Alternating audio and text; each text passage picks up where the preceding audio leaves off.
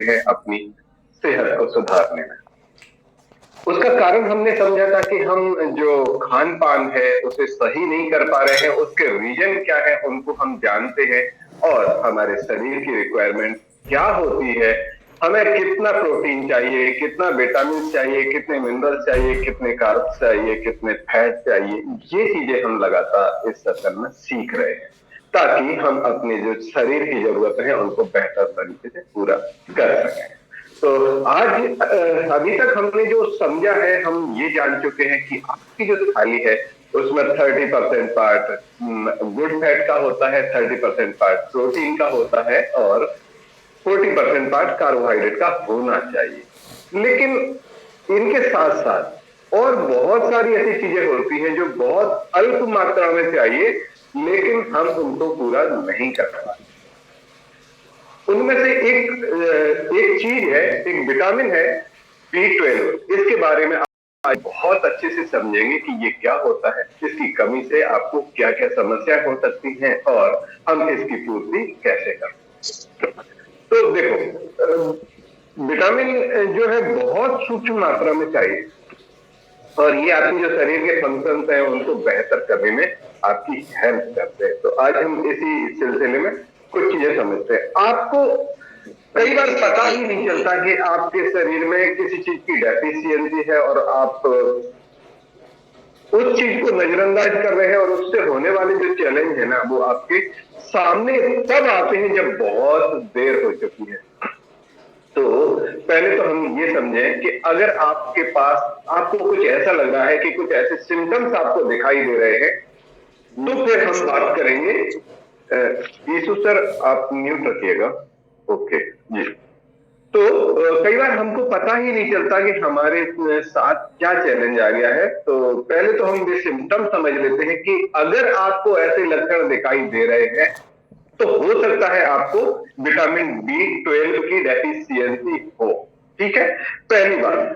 आपको कई बार ऐसी पता ही नहीं चलता कि आपको थकान किस वजह से है, आपको वीकनेस किस वजह से, कमजोरी क्यों है ना, आपको पता ही नहीं लग रहा है ना। तो इसका कारण ये हो सकता है कि आपको खून की कमी हो, और खून के अंदर भी जो आरबीसी है, रेड ब्लड कॉर्पसल्स, जो आपके शरीर में ऑक्सीजन की सप्लाई करते हैं, वो ऑक्सीजन आपके शरीर में नहीं जा पा रहा है। तो हो सकता है आपको अनएक्सपेक्टेड वीकनेस फील हो रही हो, है ना। तो एक चीज तो अगर आपको लगता है कि आपको कमजोरी महसूस हो रही है तो विटामिन B12 की कमी हो सकती है। दूसरी ये चीज है कि आपको कहीं पीलिया तो जैसा तो नहीं है, आपकी स्किन का कलर पीला तो नहीं है, आपकी आंखों में पीलापन तो नहीं आ रहा। कई बार आप देखेंगे ना नाखूनों पर, है ना, इसके अलावा आंखों पर, और आप देखते किसी व्यक्ति को बोल देते हो यार ये तो पीला पड़ रहा है, खून की कमी हो गई, तो उसका कारण भी B12 की कमी हो सकती है। अब उसके पीछे क्या रीजन है कि हम जो हमारे अंदर जो आरबीसी है, जो आप ऐसा समझ लीजिए खून का जो लाल रंग है ना वो आरबीसी की वजह से है। और वो जब डिजनरेट हो जाता है, लीवर क्या करता है उसको तोड़ने लग जाता है, वो अच्छे से बन नहीं पाता। प्री मैच्योर स्थिति में ही हमारे जो आरबीसी है उनका ब्रेक डाउन होने लग जाता है, टूटने लग जाते हैं। तो ऐसी स्थिति में एक चीज बनती है बिलिरुबिन। एक देखो, वैज्ञानिक टर्म्स के ऊपर ज्यादा मत जाओ, पर मेरे को थोड़ी सी जानकारी देनी उस हिसाब से मैं बता रहा हूँ।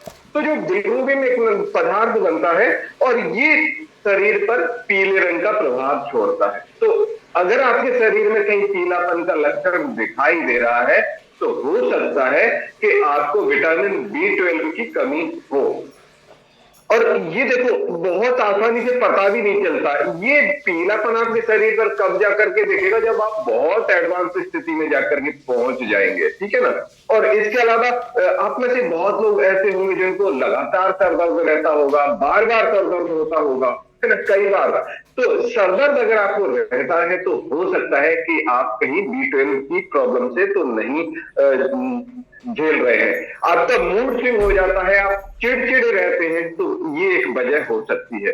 इसके अलावा एक और लक्षण जो आप पहचान सकते हैं वो ये है कि आपको हो सकता है डिप्रेशन हो, आपका जैसे बार बार मूड स्विंग होता ही है, और साथ में मेंटल डिसऑर्डर भी हमको हो सकता है यदि हम इस चीज को ध्यान नहीं दे पाते।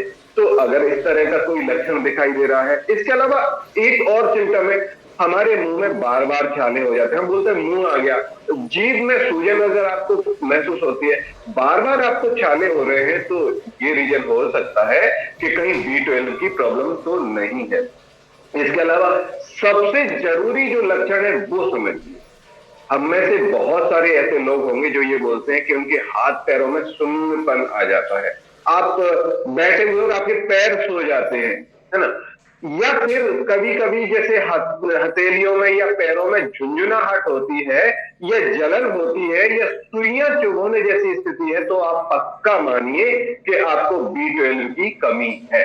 तो ऐसे बहुत सारे सिम्टम्स हैं जो हम देख सकते हैं, जिसकी वजह से हमें पता चलेगा कि B12 की कमी है। ठीक है, अब B12 करता क्या है, पहले तो हम ये समझ, कमी का तो पता चल गया, अगर इनमें से कुछ लक्षण आपको है तो हो सकता है B12 की प्रॉब्लम है।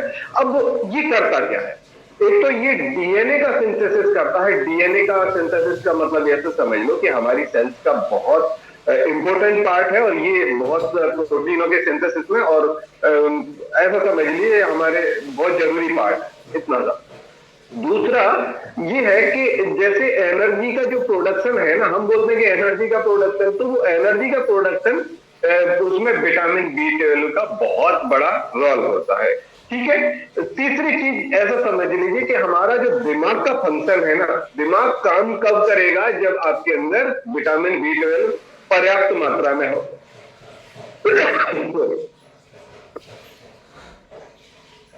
जी, तो आपके ब्रेन को, बॉडी के फंक्शन को, खासतौर पर आपकी नसों के अच्छे से काम करने के लिए B12 चाहिए। अब इस चीज को समझो, हमारे घर में बिजली का तार होता है, बिजली का तार है ना, बिजली का तार, इसके अंदर तांबे का या एल्यूमिनियम का तार होता है, इसके ऊपर ये जो कवर लगा हुआ है ना, ये एक कवर है, और ये प्रोटेक्ट करता है कि इसके अंदर की जो तार है इनको मिलने नहीं देता।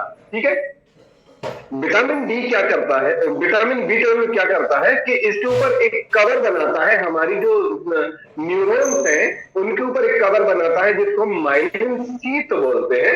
अब वो कवर जो बन रहा है ना, वो विटामिन B12 की वजह से बन रहा है, ऐसा समझ लो। अब एक बात बताओ, आपके ये तार कट गया, तार कट गया तो फिर क्या होगा, तो वैसा ही हमारे विटामिन B12 की वजह से होता है। ठीक है, ये आपकी आंखों के लिए बहुत जरूरी है, आपके स्किन के लिए, बाल के लिए, इनका फंक्शन ठीक से हो तो विटामिन B12 चाहिए ही चाहिए।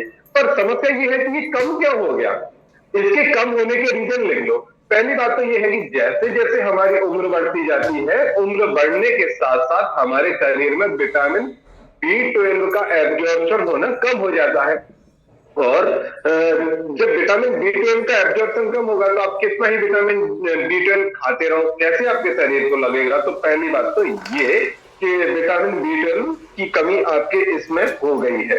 दूसरा ये है कि कई बार हम ऐसी चीजें लेते हैं जो आपकी डाइट के अंदर विटामिन B12 की डेफिशिएंसी होती है, खासतौर पर हम जैसे लोग जो वेजिटेरियन है उनके लिए तो विटामिन B12 की डेफिशिएंसी बहुत आम बात है। कितने लोगों को विटामिन B12 की डेफिशिएंसी है, 47% लोगों को विटामिन B12 की डेफिशिएंसी का आंकड़ा है, यानी आधे लोग ऐसे हैं जिनको पता ही नहीं है कि उनके अंदर विटामिन B12 की कमी चल रही है। तो ठीक है, दूसरा मतलब आपके खाने में, आपकी डाइट में डेफिशिएंसी है विटामिन B12 की, और इसकी वजह से विटामिन B12 कम है। दूसरा रीजन क्या है, दूसरा रीजन ये है कि आपने खा लिया विटामिन B12 लेकिन उसे एब्जॉर्ब आपका शरीर नहीं कर पा रहा है, आपके शरीर को विटामिन B12 लग ही नहीं रहा है। ठीक है, और तीसरा रीजन है वो है कि हम में से लोगों को कुछ ऐसी बीमारियां हो गई हैं जिसकी वजह से विटामिन B12 एब्जॉर्ब नहीं हो पा रहा, और खासतौर पर जो लोग दवाइयां लेते हैं ना, बहुत सारी मेडिसिन विटामिन डी के एब्जॉर्प्शन को रोक देती है। ठीक है ना। एक जैसे आप एंटासिड लेते हो, आपको एसिडिटी हो रही है ना, गैस ब्लॉटिंग हो रही है, और आपने एंटासिड ले लिया, वो एंटासिड आपके विटामिन B12 को एब्जॉर्ब ही नहीं होने देगा। ठीक है, तो ये कुछ रीजन है। अब सवाल है कि हमारे पास सॉल्यूशन क्या है। सॉल्यूशन क्या है, इस चीज को आप नोट कर लो। सॉल्यूशन ये है कि हमको जो मिल्क वाली चीजें हैं वो हमें यूज करनी चाहिए, लेकिन कोच से पूछ कर। ठीक है, मिल्क से बने प्रोडक्ट वो आप यूज कर सकते हैं। अगर आप एक गिलास दूध लेते हैं तो उसके अंदर हमें लगभग 50 से 70% हमारी जो दिन भर की डिमांड है वो पूरी कर सकते हैं। लेकिन इसके अलावा दूध के अलावा भी दूसरे विकल्प है दूध से बने हुए, जैसे पनीर है, जैसे छाछ है, दही है ना।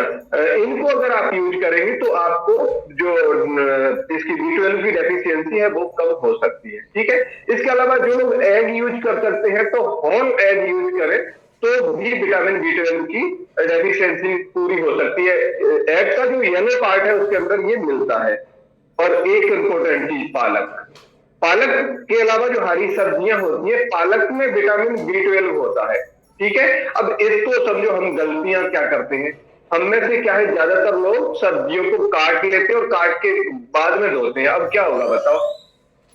विटामिन दो प्रकार की होती है, एक तो भी जो फैट में घुलती है, दूसरी भी जो पानी में घुलती है। ठीक है, आपने पालक को काट लिया, काट करके धो दिया, धोने के साथ साथ विटामिन B12 भी धुल गया। बताओ विटामिन B12 कहां से आएगा। फिर बोलते हम तो इतनी पालक खा रहे हैं, विटामिन B12 नहीं आ रहा। तो करना क्या, हमको जो हरी सब्जियां हैं उनको धोने के बाद में काटना है, यानी काटने से पहले धो लो ताकि उसका जो विटामिन है वो उसमें बचा रहे। ठीक है, ये इंपॉर्टेंट चीज को जरूर ध्यान रखिएगा। किचन के अंदर जब भी आप चीजों को काटे ना तो धो पहले लो, अगर बाद में धोगे ना तो फिर मतलब कुछ नहीं है। जो विटामिन पानी में घुल जाएंगे वो तो पानी में बह ही जाएंगे ना, फिर आपको क्या मिलेगा। ठीक है, चौथी चीज है चुकंदर। चुकंदर में भी काफी अच्छी मात्रा में विटामिन B12 होता है, आप इसको यूज करिए। गाजर है, गाजर को अगर आप यूज करते हैं तो भी आपको विटामिन B12 की पूर्ति हो सकती है। चना, चना ये एक तो हम पिसे हुए चने यूज करते हैं, इसमें भी विटामिन B12 होता है, और कच्चे चने भी अगर आपको मिलते हैं तो भी आप उसे यूज करिए। इन दिनों में कच्चे चने काफी मात्रा में आ रहे हैं। एक और चीज जो आपके विटामिन B12 की डेफिशिएंसी को फुलफिल कर सकती है वो है जो अंकुरित होते हैं ना, अंकुरित दालें, चाहे आप उसमें मूंग ले लो, चना ले लो, अरहर ले लो, जो भी दाल आप अंकुरित करेंगे तो उसमें भी विटामिन B12 की पर्याप्त मात्रा आ जाती है। तो हमको कोशिश ये करनी चाहिए कि विटामिन B12 आपकी जो शरीर में पर्याप्त मात्रा में आए। लेकिन सबसे मजेदार बात यह है कि हमारे पास इसका जो सॉल्यूशन है ना वो उपलब्ध है हमारे सैक के अंदर। अगर आप ये सैक लेते हो एक टाइम का तो इसमें आपकी बहुत सारी जरूरत पूरी हो जाती है। आप इसका जो डब्बा है इसको पढ़ करके देखेंगे तो एक बार में ये 18% डेफिशिएंसी को पूरा कर देता है। यानी आपने 2 टाइम सैक ले लिया तो 18 दूनी 36, यानी लगभग आपकी आधी कमी को हमने सैक से ही पूरा कर दिया। तो विटामिन की डेफिशिएंसी को पूरा करने के लिए आप सैक तो यूज कर ही रहे हैं, आप चाहे तो हमारा जो फॉर्मूला 2 है जिसे हम मल्टी विटामिन कहते हैं, वहां से भी आप इसका जो सोर्स है वो आप प्राप्त कर सकते हैं। और आप अपने कोच से इस संबंध में बात करेंगे तो विटामिन डी की जो डेफिशिएंसी है ना इसे दूर करेंगे। और दुख वाली बात ये होती है कि हम जानते सब कुछ है, अप्लाई कुछ कर नहीं पाते, और इसकी वजह से ये जो प्रॉब्लम है उनको फेस करते रहते हैं। और खासतौर पर इसकी वजह से फिर जो डाइजेस्टिव प्रॉब्लम्स है वो आनी शुरू हो जाती हैं, और जो झुंझुनाहट है, ब्रेन की फंक्शनिंग है वो कम हो जाती है। इसके अलावा देखो, हमको जो अपनी लाइफ स्टाइल है उसे सही रखना चाहिए। हमारे शरीर में कुछ ऐसे बैक्टीरिया होते हैं अपनी आंत्र के अंदर, वो विटामिन B12 को प्रोड्यूस करते हैं।